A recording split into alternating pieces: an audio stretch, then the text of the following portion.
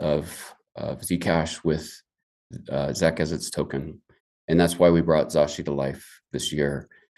We at ECC are building for normies because privacy is normal. We pulled together a description of a stack of capabilities that people need, and we began to ship it. So part of this was delivering electronic cash, and people started using unstoppable private money, and I know that Shielded Labs uses that as their tag, and I'm fully embracing it. I think it's a great description. It's enabled by a privacy-preserving protocol with Zcash in decentralized fashion through a powerful and simple user experiences, which is why we delivered Zashi on top of a vertically integrated stack to support things like payments, cross-chain adoption, swaps, with features that compound capabilities in partnership with a vibrant community, with the intention of giving users power, security, peace of mind, and joy. That stack is not complete. We made great headway in 2024. We got a lot done, but it's just the beginning. We won't do and can't do everything, but we will work and do our part to unlock unstoppable private money. At the center is Zcash with the native token, and then we're unleashing it through a powerful user experience with Zashi. And then Zashi Vault is something that we would like to build, and I'll talk a little bit about it here in a minute. To do this in 2024, we had to step back first and rethink about what we were doing and what we needed to do in order to drive the success that we wanted. We started an event called ZBoot in January 2024 in Palm Springs. The first thing that we did was commit to shipping code.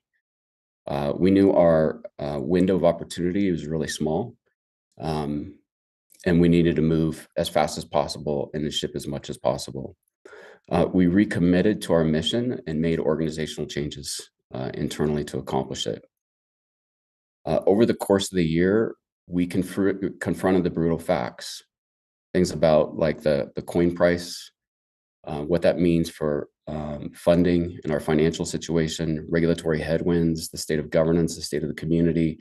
And then we locked in on our hedgehog concept, which is basically the place where we're uniquely equipped to deliver value to the world. We determined that our focus would be on usable digital cash or private payments supported by a privacy-preserving protocol and delivered through a strong privacy UX. That we were, as this team, uniquely equipped to deliver that to the world, and we focused there. We implemented then a culture of discipline to ensure that we could deliver with a product-based mindset, putting users first. And then we began to accelerate shipping more and more. In terms of a culture of discipline, the core team has been doing this for some time. We've had to. It's the center of everything that we do to ensure that the protocol is private, remains secure. People's money is at stake, and in some cases, people's lives are at stake. So that discipline has been there and will continue to be there. And I took this list from a post that Strad put in the forum. Is a good kind of summary of things that we do, and I added to it just a little bit. So historically and today, we support Zcash D as a full node and Zcash D as a wallet. As long as those continue to live in the wild, we will continue to support those things. We support the Zcash protocol spec, heavily involved with zips, with reviews, with editing. We're responsible for those low-level Zcash cryptography crates, and which is basically used by everything in Zcash and the core Zcash Rust crates. We're responsible for the wallet-related Zcash crates. We're building Zalay, the full node wallet. We're doing that today on our own, but we welcome other contributions. We built and support the Android and iOS mobile SDKs, Zashi for Android and iOS, and we'll soon support an ECC Zebra D repo. So this is something we encourage anybody to do that is contributing to core. We haven't done this yet, but we will do it. So the intention is to fork the repo, not to be contentious, but to be collaborative. So we'll work on things within our repo, and then we'll collaborate across the community to get things merged appropriately. I wanted to share this with you. This is some of the complexity that the core team deals with. So this is a snapshot of what's called a DAG, which is a kind of it's a directed cyclic graph, I think is what a DAG stands for. But this shows all of the pieces and the dependencies. And I'm just giving you a little bit of snapshot. This one is actually just for Zelay. So it's all new stuff.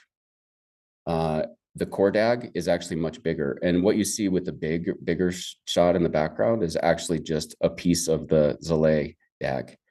So our core team, our small core team, is keeping track of a lot of little interlocking pieces, working through those things and checking those things off to make sure that we have everything covered. Quite honestly, the complexity of what we do and the rigor in which we do it are on another level. One thing that we didn't have at the outset of the year was good user research. And discipline means to take user feedback and engagement and drive changes in the protocol. We launched the Zcash product and implemented a strong product management discipline this year. It wasn't easy. Our discipline for shipping capabilities in the protocol was different than the discipline needed to ship a user-facing product. So we adapted and delivered. And we measured as best as we could without affecting anybody's privacy. So this is one really powerful example that you can go look at. So thanks to ZecHub for these graphs. After shipping Zashi in 2024, you can see in 2023, it was kind of a year of stagnation, even trailing off. And then since shipping Zashi, the shielded pool has grown by 65%, reaching over 2 million not too long ago. And if you take a look at the orchard pool underneath, since the launch of Zashi, the amount of shielded Zec in the orchard pool grew by almost 500%. In December, late December, it even accelerated a little bit. It accelerated even more. So you can see that tick up. That tick up coincides with the launch of the Keystone wallet. So it's important that the work that we do makes an impact, makes a real impact. And we can see that impact here. Okay, so this is a bit of an eye chart. So there's a lot that we accomplished in 2024. This is to give you kind of an idea of how much work that was done. And some of this stuff isn't visible, but it sets us up for the future to accelerate even faster. So we delivered Zashi, the most widely Zcash shielded wallet, in 2024 with integrations with Coinbase, Flexa, and Keystone. There's a Zashi session here a little bit later in the day. I hope you'll join us. We delivered a ton of innovation in the protocol, including improvements to sync, partially constructed Zcash transactions, and other innovations that support wallets and our partners' work. We initiated and worked with the community to realize a massive change in governance and funding. This wasn't easy for ECC, right? It affected our own funding stream and put pressure on us. But we did it in the best interest of Zcash, in the best interest of decentralization, and to hold all of us builders accountable for delivering outcomes. We drove major internal changes in our alignment, how our teams work together, how we engage with the community, how we communicate. We upgraded our systems, financial tools, and accounting teams. And we did this by adding, or in some cases, bringing back some really amazing talent to complement the team that was already here. So it's a lot of change for 1 year. This is what our finances look like for the year. So I'm proud of what we accomplished for the money that we spent.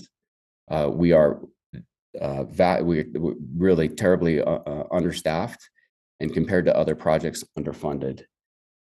We spent, again, about $4.3 million this last calendar year. Most of this went directly to employee and contractor salaries. Some went to legal bills. So, for example, we were under an SEC subpoena that cost me $500,000 in legal fees.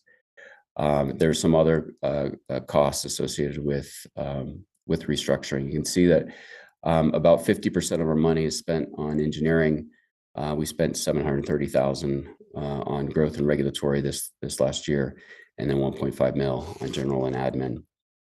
So where do we stand today? This is our financial position. Bottom line, we have about $4 million in liquid assets today. So, or as of the end of February. Cash is sitting at about $1 million. We have 3.3 million in Zec. We have 1.1 million in BLD. So BLD is an Agoric token that was from an investment that was made in Agoric, the company, back in 2018. We've been selling those tokens, but there's limited liquidity available. So we have to sell those slowly in order not to tank the market. We also made an investment in Starkware back then, and so we own some Stark tokens as part of that. Those are unlocked over a three-year period.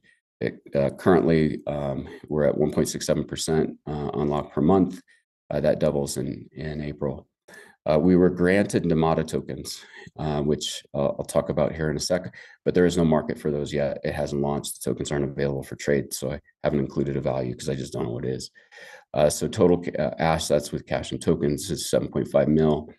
We incurred debt at the launch of the company back in 2016 of 3.5 mil. That was due this last year, but we worked with the note holder to restructure the debt so that we could get on a monthly payment plan. So that puts our total assets and debt at about $4 million.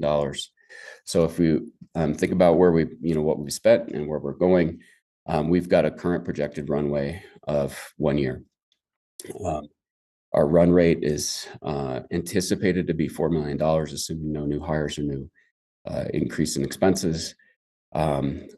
Currently, we don't generate any income. We get a little bit of staking revenue from BLDs that we stake, but it's trivial. The team that we have is the team that we have, and so core development, security, and marketing roles are on hold currently, and until we can get our funding situation sorted. And we are and will continue to be working with the community on lockbox distribution and new grant space model. So we've been working on some zips, some ideas on how to move forward, and we'll be working with other organizations in the community to kind of collaboratively push forward with that. So hopefully we get some clarity in the not too distant future. We are working to pause our debt repayment. And as I mentioned, we've got about 4 million in Nemada tokens. Those will unlock immediately at the time that they're granted. So we're anticipating a lot of volatility. And again, we just don't know what this means. It could be great. And hopefully it is great, but we just don't know. And then we have been exploring some other options for funding and sustainability. So that's where we are and what we accomplished, but what now? I'm totally co-opting the unstoppable private money from Shielded Labs because it fits so well with our ethos coming out of this delivering on the cypherpunk vision for having electronic money or electronic cash. So to deliver on this, Zec must be easy to use, and the protocol must scale. It must be secure and it must be private. It must be accessible via dexes and cross chains. So we cannot stop and we cannot get distracted. ECC has too many resources, so we have to focus. For us, now's the time for accelerating, not for kind of withholding and hoping that money will come in and waiting to or trying to protect sustainability. We need to continue to push forward. That's what we do. We ship code. When what we ship is rooted in our purpose to deliver electronic cash or unstoppable private money. While our long-term vision is clear, we focus quarter by quarter so that we can be agile and adjust as we need to. I put these themes in here in line with that mission around unstoppable private money because I think it captures, again, the pieces that we need. We need it to be accessible with dexes and cross chains. We need it to be scalable so that it just works and it's fast. Privacy has to be woven in through everything. And it has to work like money. We need to be able to store it, and we need to be able to use it for payments. So these are some of the things that you can see in terms of our Zashi priorities. Again, the Zashi session is coming up, and we'll go more into our near-term roadmap on that. And then the core team is right now focused really on Zcash deprecation and the full node wallet. So there's nobody more motivated in the ecosystem to deprecate Zcash D than the ECC team, who has to deal with the code base and manage that thing. And so we're working really hard to get that done. And we're working really hard to get that done in the right way, such that it's safe and secure. But we need to get real. So there's been dates that have been put out there for Zcash deprecation. It was first like August, and then October, and now November as best case dates. Those are best case dates, the November. On the engineering side, I do not think it's feasible to get that done by then. I think it's going to take more time. The reason that I think it's going to take more time is because there's an ecosystem component. There's the things that we can't control. We can't control what exchanges do, when they're ready to test, when they're ready to migrate, how comfortable they have to be in order to move their hot wallet from a Zcash D hot wallet to the new Zale hot wallet. And we have to account for that time. So we should push for, and we will continue to push for, the deprecation of Zcash D and the proliferation of Zebra D just as fast as possible, and as safely as possible and as securely as possible. And we shouldn't rush it more than we need to. We do need to move fast, and we do need to move with urgency. But keep in mind, those dates are target dates, and some of that stuff is just, quite frankly, outside of our control. But that is our priority for now. Once we get rid of that Zcash D code base, it's going to allow our core team to accelerate even faster, to be able to do more, which is actually going to unlock capabilities for everybody else across the ecosystem, including our Zashi team. So it's important that we get that done. There's other things that we'll continue to do in terms of ecosystem support. And then there's other things that other people can do to help. So right now, there's not an orchard signing protocol. So theoretically, you could have a smart contract on another chain that's holding a Zcash asset. It's possible to do that with transparent Zec today. It's not possible to do that with orchard-based assets or Zec and Orchard. So there's probably very few people in the world that can work on that circuit and help do that. But that's an area where somebody could dig in. Getting Frost support, we want to get that integrated into wallets to be able to support some things on chain. And then ZSA support. So right now, we have not started working on ZSA support in Zale. And we welcome other teams to contribute and be a part of that as well. So we'll continue to focus where we can, and then appreciate other teams being able to lean in as you're able. All right. So the one thing that we're going to talk about is in a little bit here, in a couple hours, is Zashi Vault. It's not something that we have built yet, but it's something that we would like to build. So we're currently working on design concepts, and we want to share some of that stuff with you today. So here we are. ECC is reborn, rebuilt, and is committed to unstoppable private money and delivering that to the world. So thank you so much for supporting our work. And from here, we'll move onward. That's it from me for this morning. See if we have some questions. First question is, do you feel that ECC is more or less at risk from regulatory attack from the Trump administration than it was previously? It depends on what you mean by risk. So we don't know yet what this current administration's view is on privacy. I'll tell you, like, I met with the Biden White House, and their view on privacy was not good. It felt very much, I've talked about this before, they very much wanted a backdoor or some mechanism for the U.S. government to be able to have access to transaction information on the Zcash blockchain. And they suggested that we figure out how to solve that for them. Obviously that's not something we would or can do. But that was not friendly. And then, as I mentioned before, the SEC thing was not friendly. So I'm more comfortable with the SEC's current set of actions under this administration, but I don't know where this administration sits with respect to private digital cash. One question is, how can the ECC become more involved in regional community work?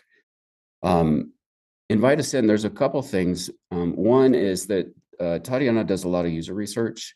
And so if there's work that you're doing within communities, it'd be great to kind of learn more about the people working or in those communities, what their needs are. Like download Zashi, try it out, give us the feedback. Is stuff working? Is it not working for people? As far as evangelism, we're not equipped to do that kind of evangelism. But if you're out there in the community in your various regions, then we would love to come alongside you, kind of again, and understand the needs of those communities. All right, that's all the questions I think I have. I think that's all the time I have. I appreciate everybody's time. I hope you have a great rest of the day. We'll talk to you soon.